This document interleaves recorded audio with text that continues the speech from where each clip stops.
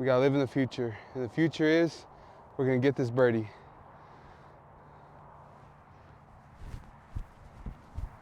Let's go, baby.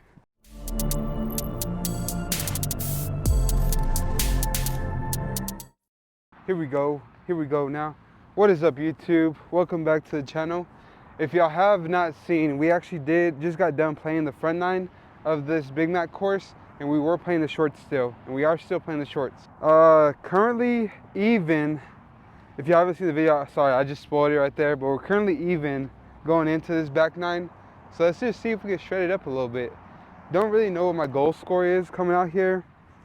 I mean, if we could get at least like 4 or 5 birdies, I'll be taking that. It doesn't matter about the bogeys. I just want 4 or 5 birdies. I've seen somebody hit this backhand gap, and I just want to see what it's talking about. So probably not the smartest thing to do, but let's just see. Maybe it's our play from now on. Maybe it's not. We're just gonna find out. So we're gonna go with our Thunderbird, see how good this could actually do. And this is 405 foot par 4. See if we get it, man.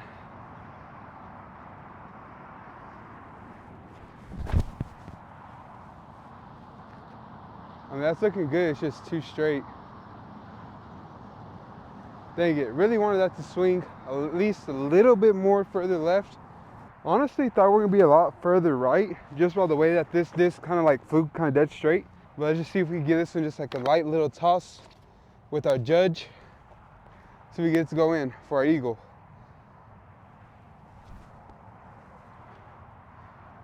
Oh, that was such a good line, but either way, we're taking a birdie here. That's parked, so I'm not going to show it. Plus, we're running out of iPhone storage, so we're going to go ahead and hop over to hole 11. Par 3, 436 feet. Don't know why this is a par 3. I'm pretty sure this is a par 4 on UDisc. We're going to count it as a par 4. I know on the front nine, I wasn't counting all the short ones. If they were 400 and below, I wasn't counting them as par 3s. Going into the back nine, there's a lot more 400-foot holes, and these pars are like way off compared to like what tournament or what TDs would actually consider par 4s and par 3s. So anything over 400, I'll kind of consider it. Depending on the lines and stuff, I'll kind of consider it a par 4 or par 3 based off that. Can we throw the Insanity 436 feet? Nope. The only reason why I want to go kind of slower is because I actually want the flight of the Insanity, if that makes sense.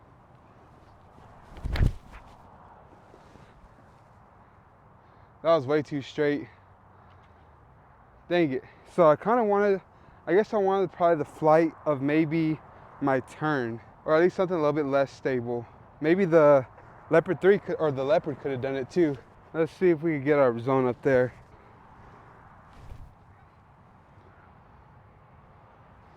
I mean, threw it a little bit long, exactly the line I wanted to. Honestly, in my deepest heart of hearts, I'll be 100% transparent with y'all. I was trying to throw that in. Now, will our aggressiveness bite us in the butt right here? Because if we don't make this, then maybe we need to think twice about how aggressive we do get on our upshots. You can't keep getting away with it! On hole 12, 228 feet, par 3. Let's just see if we can pipe this down with the Comet. This is just one of the shots that, with the backhand, if you can get something that just a hyzer flip just the slightest and fly dead straight, to me, that's probably the most beautiful shot in disc golf. But with the Comet, we can't do that. So we're probably gonna have to just throw this one flat, because we do have kind of a tailwind, so it'll make this a little bit more stable. Just flat right at the basket. If it turns, cool. If it just flies straight, I'm perfectly fine with that. Traffic passing by.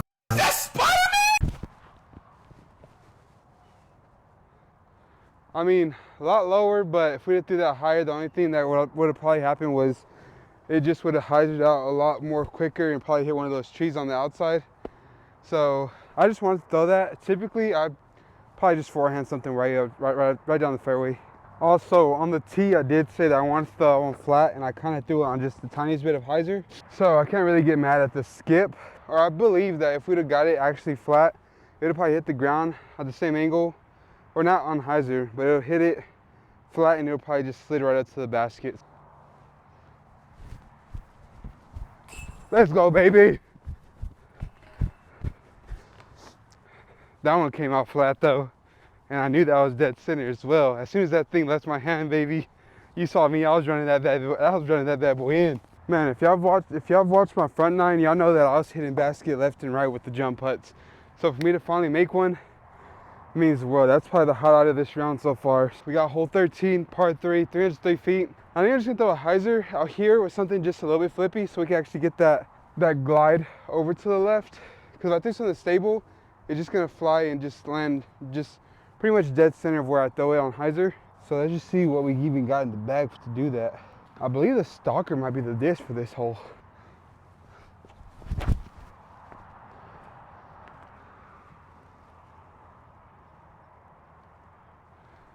And we were right to do so. If that just stuck right next to the pin, it would be good, unless it got a little roll. Man, now I'm kind of wondering if we even had a chance of almost acing this, because look how close this is. And I'm pretty sure it's stuck right here, so yeah, we probably were close to actually making this thing. Here we go, we got hole 14, 377 foot par 3. Honestly, I do like the backhand. It could be good just to throw a hyzer out here and just let it just swing left, but I don't think I really like that play right here, because if I throw, also even just getting out the tee, if I smack this tree, no bueno right there. So I think I like to play it just throwing the forehand out there. We're gonna go with our wraith and see if we just hyzer flip something and just have it get down there.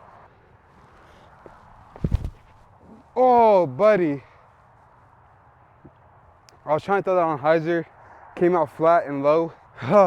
Not the throw I wanted at all.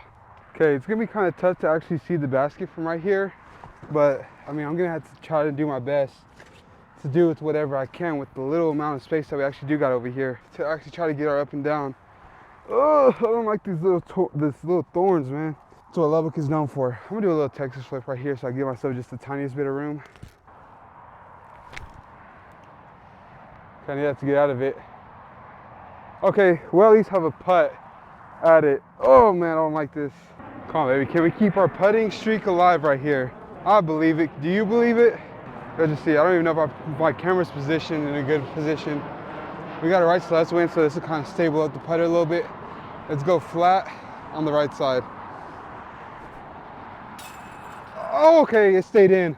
Woo, boy, I can't wait to watch that in slow mo to see how close I was to falling out.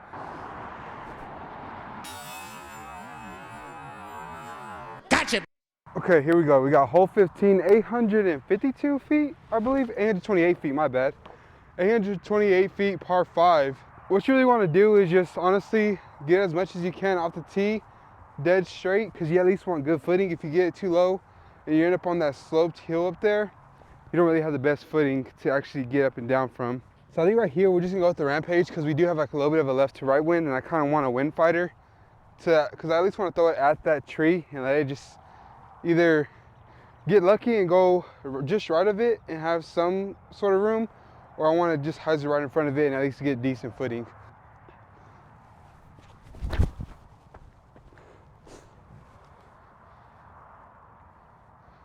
Yeah, that's pretty much what I wanted. Kind of the roughest footing, because we're gonna have to run up on the hill and then kind of plant flat up on the hill. So probably want to throw something probably like the Destroyer right here, or even with the Wraith, because we got more of a straighter flight out of it. Honestly, we kind of got pretty decent footing right here. There's not really too much, except for that little thing I just kicked. All that thing is wedged into the ground. We got pretty good run up to actually go there. Probably got a good 450, maybe 500 in. So we kind of want max distance right here. I think max distance is Destroyer. And plus we're throwing it to a headwind, so I don't want the Wraith to kind of flip over. This is like getting in my head, man. Okay, cool, we can remove it. Too low, man. Oh, just way too low. We gotta skip though. All right, we'll at least be up there to at least take our birdie. But like I said, that was just way too low. I kind of should have probably threw that. Dang, that's a big old bird. Probably should have threw that just a little bit more flatter and higher on the right. And also, if you haven't watched it, even seeing my throws get a little bit lower every single time, it's because I'm working on something new with my backhand grip. And it's helped me keep the nose angle down. It's just that I don't ever register that I'm actually doing something right. So every time I try to throw it like how I normally throw it on the line, since I used to throw nose up, it used to fly up and go up as it was in its flight. But now that I'm throwing just a little bit nose down, it's flying normally, but the nose angle is down, so it's forcing it to dive down a lot quicker. So something that if y'all want to keep note on if you're throwing those down or not, those are probably some keys that you probably want to keep in mind. But anyways, we're gonna go with our judge here, and I'm just focused on hitting this gap on the right. If we hit this gap, it's good, but either way, we just want to putt at it. Not that gap, but we'll take that all day. I mean, as y'all can probably see by the lighting, we are going against the sun right now. So we kind of gotta hurry through these last three. Here we are at hole 16, 249 foot par 3. I think this is a hole just for the Comet, man. This is honestly the hole where I kind of always want something understable, because you kind of want to throw it straight down the fairway and just have it turning the entire way. I believe the Comet is the disc for that shot.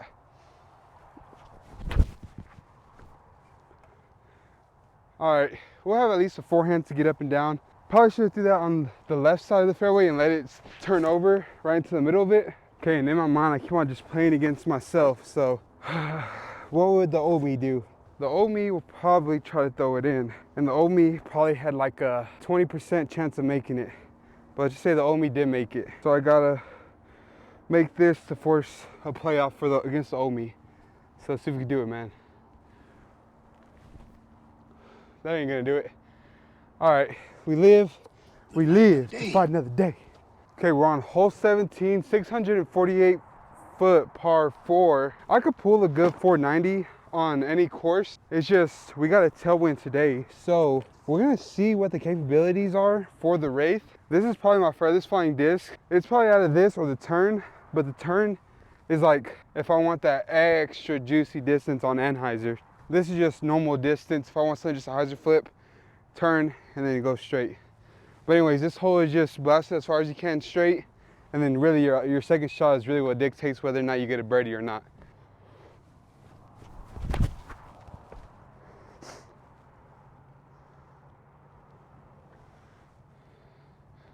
Pretty decent, not the best shot. Probably can measure it to see how far that actually went, but I guarantee it's at least like a good 470, 480. But we're gonna measure either way to see what we actually got. So yeah, I kind of got the prediction right, 470. I mean, maybe if we had through the turn, maybe we could have got just a little bit more distance because it would have turned just the tiniest bit more. But I mean, we'll take this all day, man. Let's just see if we can get up and down. I think it is the judge here. So let's just see, man. We gotta throw this lightly.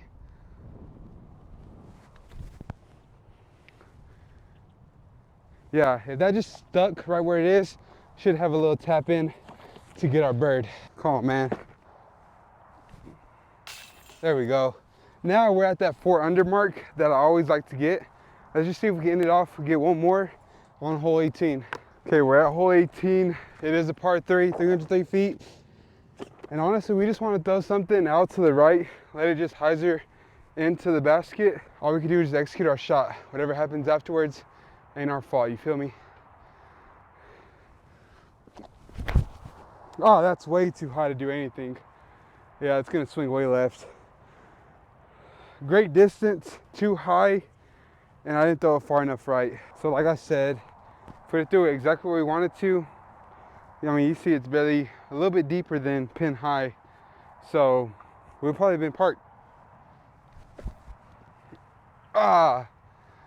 Just a little bit too wide. Okay, now we got a decently good bid to save our par now. This is to save the 4 under. Let's go. Oh man, I badly wanted that 4 under, especially after the front 9.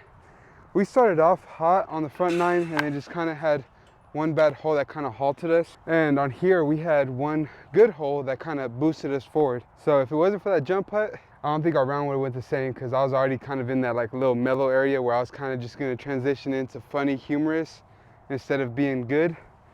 But we ended up prevailing. 4 under ain't the best score out here. Really want a good, I think I'll say 5. I would like 5 under on the back 9. If we could get at least like 3 or 4 on the front 9 and then 5 on the back 9, I'm taking that all day. But in a hole, we shot 4 under, and then just on this back 9, we shot 4 under. So all of our birdies came on this back 9, and I don't think we had a bogey. So taking that all day. But anyways, if you enjoyed the video and you want to see more stuff like this, or if you're ready for your tournament to start, let me know in the comments down below. But anyways, please do a like, subscribe, and I'll catch you in the next one. Peace.